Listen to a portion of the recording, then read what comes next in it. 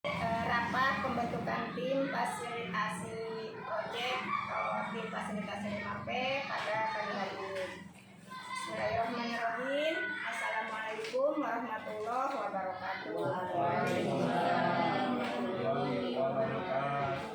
Terima kasih Bapak, Ibu Guru, Presiden Satu yang alhamdulillah pada kesempatan pagi hari ini tidak dapat memenuhi undangan daripada sekolah untuk mengadakan kegiatan atau rapat kali ini, yaitu dikhususkan untuk pembentukan tim fasilitasi atau fasilitator proyek, yang mana nanti untuk kegiatan fasilitasi proyek ini tentunya ini sangat berhubungan nanti dengan 5P atau proyek penguatan profil pelajar Pancasila yang akan dilaksanakan kita pada tahun ajaran baru ini, mungkin di semester 1 dan semester 2 tahun ajaran 2022 dan 2023. Nah, sebelum nanti kita melaksanakan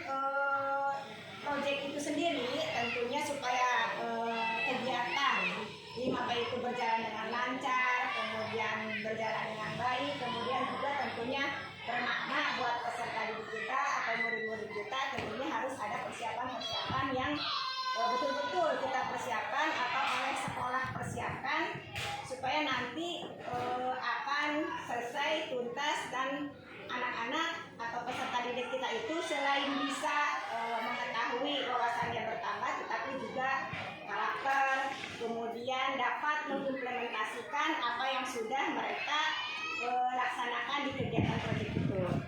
Nah, untuk itu saya selaku Kepala Satuan Pendidikan pada hari ini kita akan bersama-sama membentuk tim fasilitasi proyek.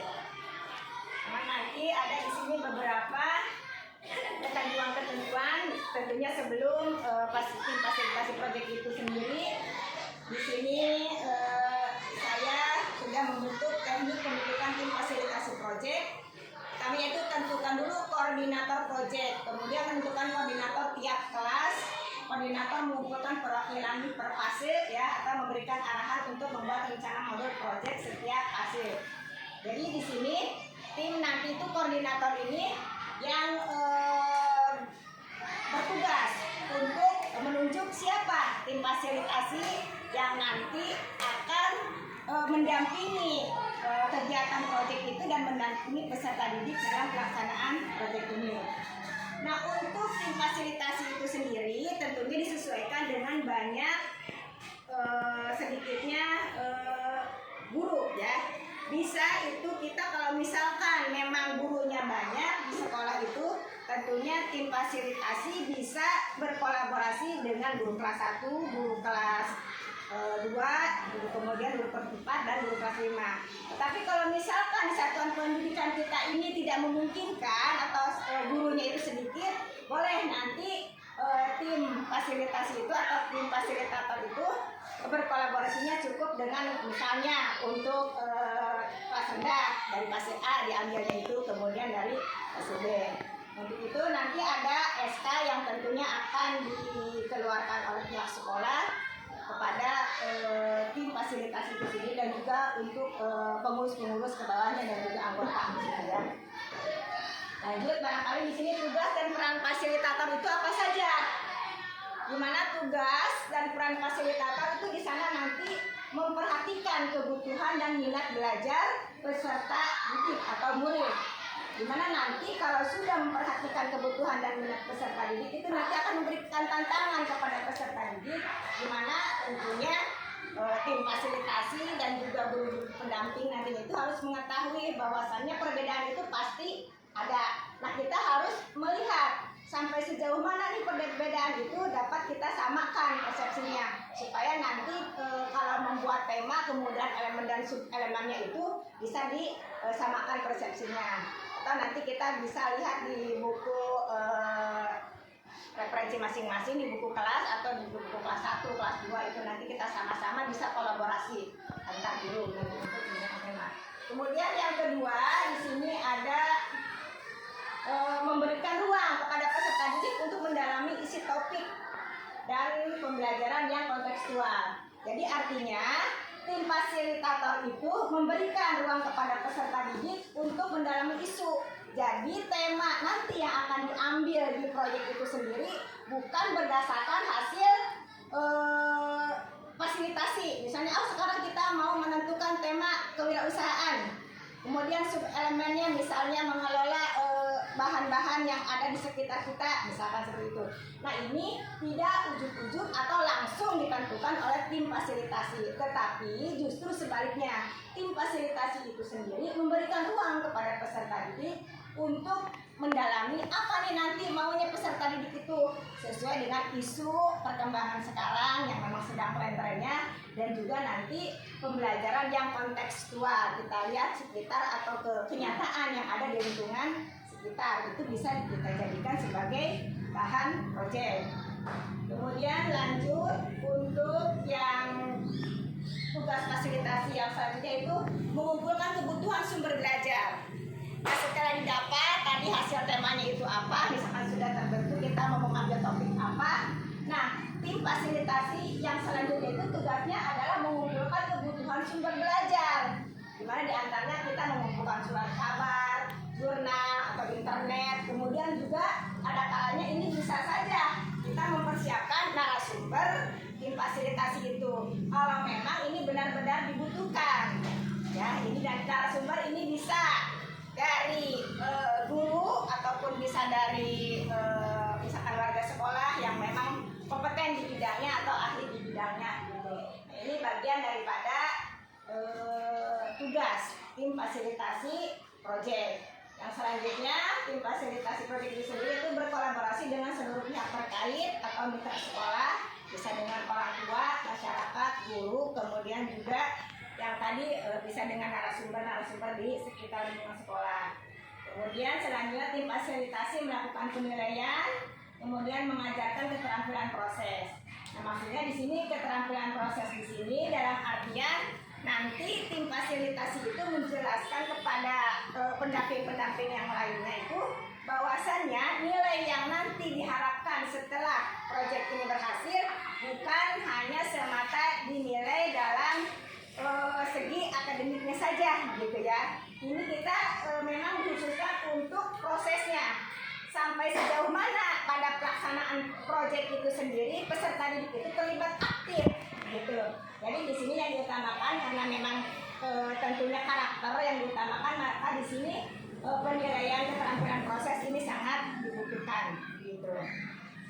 Lanjut, kemudian memfasilitasi akses untuk proses riset. Misalkan di sini tadi setelah menentukan tema, kemudian topik, elemen dan subelemennya sudah terbentuk. Nah, bagian dari tugas tim fasilitasi itu sendiri juga ada memfasilitasi akses untuk proses riset. Maksudnya kalau misalkan perlu kita membuat undangan untuk berkunjung ke dinas sosial misalkan atau ke dinas kebudayaan atau cagar alam misalkan. Nah, di sini tim fasilitasi juga bisa memfasilitasi untuk akses proses riset itu dalam membuat surat undangan ataupun misalkan bagaimana nanti untuk akomodasinya mau seperti apa. Kemudian nanti narasumber yang mau dihubunginya itu siapa begitu. Nanti ini bisa disediakan oleh tim fasilitasi. Kemudian selanjutnya itu membuka diri untuk menerima dan memberi masukan, mendampingi peserta didik untuk merencanakan dan menyelenggarakan proyek, kemudian memberikan ruang kepada peserta didik untuk mempresentasikan.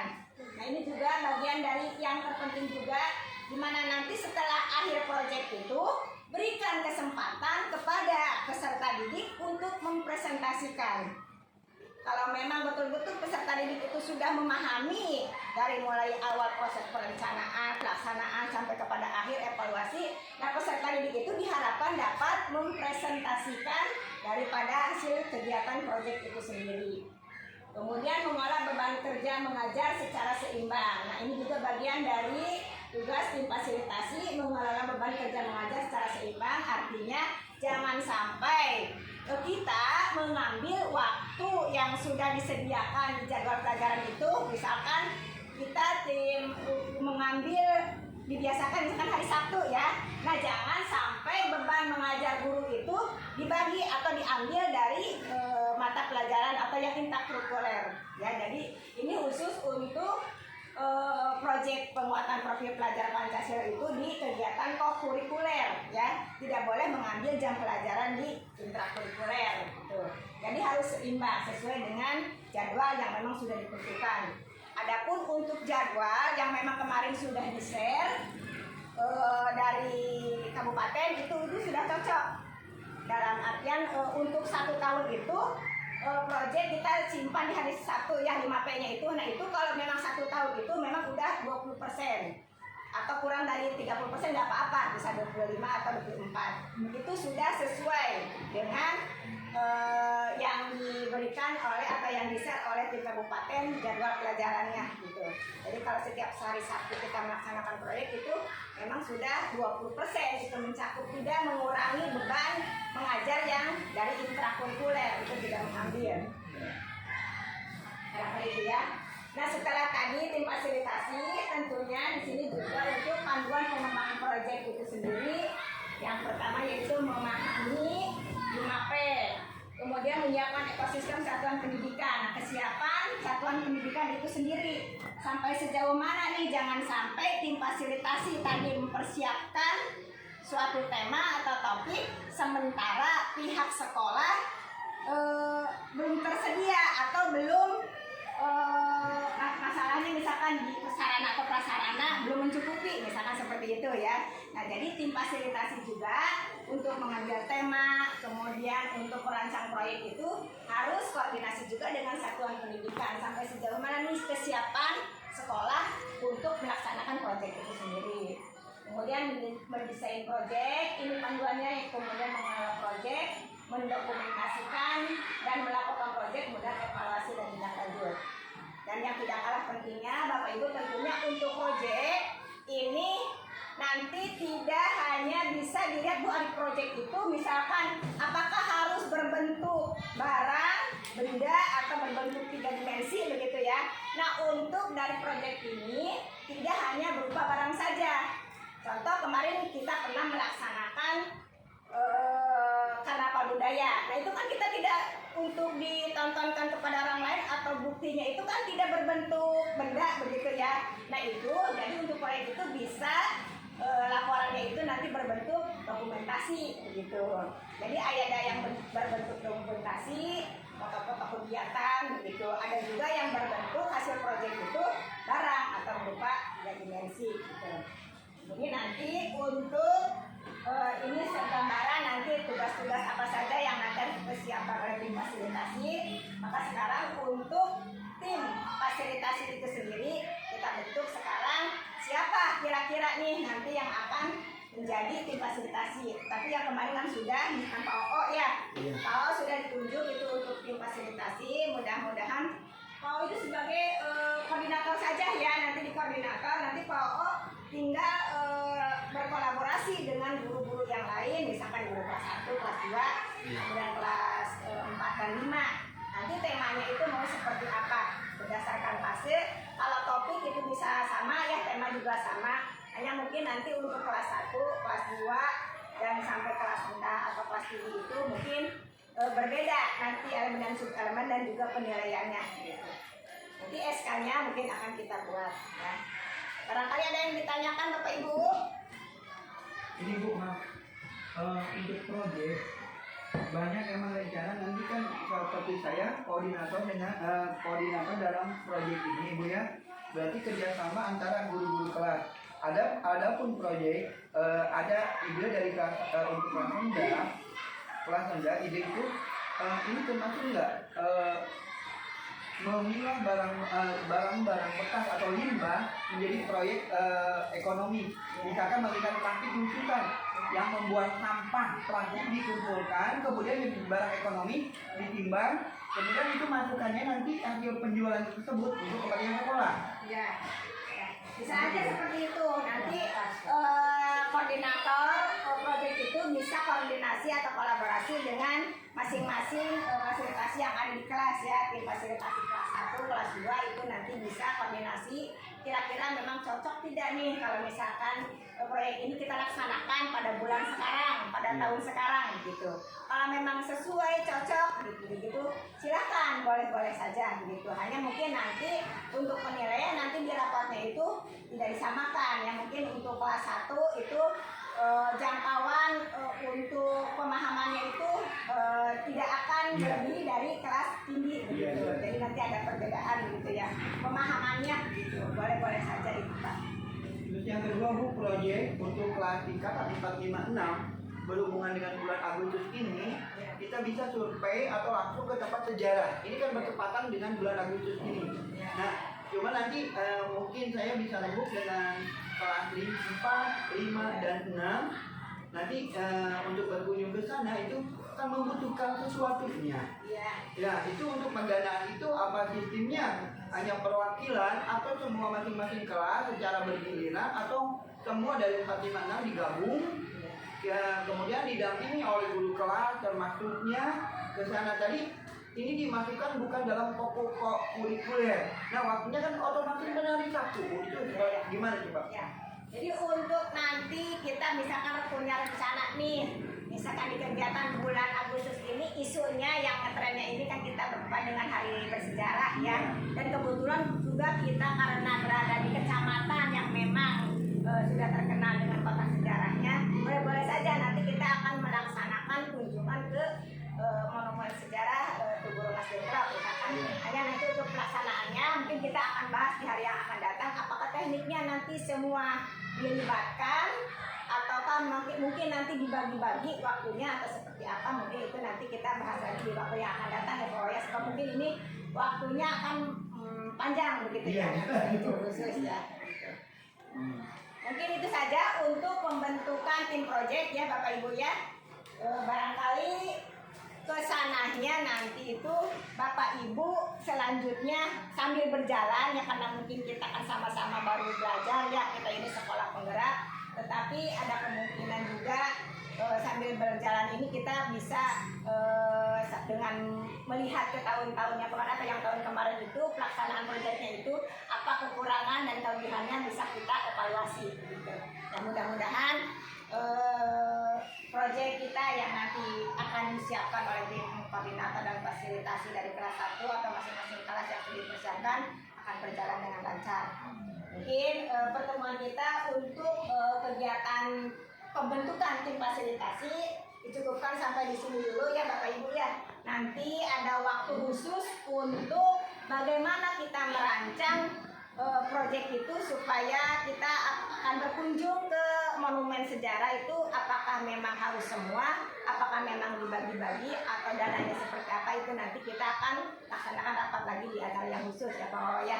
Mungkin itu Bapak Ibu karena waktu sudah habis barangkali ya, dan mohon maaf saya telah menyita waktu Bapak Ibu. Dari saya cukup sekian, bila ditaufiq wal hidayah. Wassalamualaikum warahmatullahi wabarakatuh.